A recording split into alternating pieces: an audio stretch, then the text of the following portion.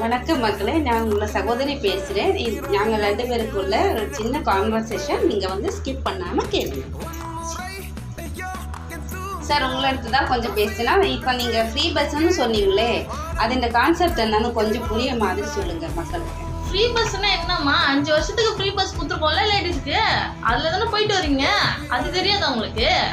நல்லா தெரியுதும்மா. நீங்கள் ஃப்ரீ பஸ்ஸை நீங்கள் மட்டும்தான் சொல்கிறீங்க, ஆனால் உங்களை கட்சியில் இருக்கிறவங்கள அது ஓசி பஸ்ஸை தான் சொல்கிறேன். நெக்ஸ்ட் ஒன்று, அந்த ஓசி பஸ் எங்கே பஸ் ஸ்டாப்பில் கரெக்டாக நிறுத்துவீங்க சார்? அந்த பஸ்ஸில் லேடிஸுக்கு என்ன மரியாதை இருக்குது? ஆனால் நெக்ஸ்ட் நான் சொல்கிறது என்னென்னா, எங்களுக்கு வந்து ஃப்ரீ பஸ் நாங்கள் உங்கள்கிட்ட கேட்டேன்னா கேட்கவே இல்லையே.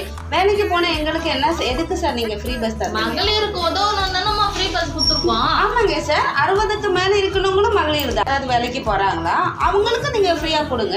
நீங்கள் முதியோருக்கு தனியாக கொடுத்துருவோம்மா. நீங்கள் எதுக்குங்க எங்களுக்கு ஃப்ரீயாக தரீங்க? நீங்கள் எதுக்கு ஃப்ரீ ஓசி பஸ் எங்களுக்கு தரேன்? எங்களுக்கு ஓசி பஸ் தேவையில்லைங்க சார். எங்களுக்கு இந்த தமிழ்நாட்டில் வளர்ச்சி தான் தேவைப்படுது. எங்களை மக்களை வளர்ச்சி, கஞ்சா இல்லாத உலகம், நல்ல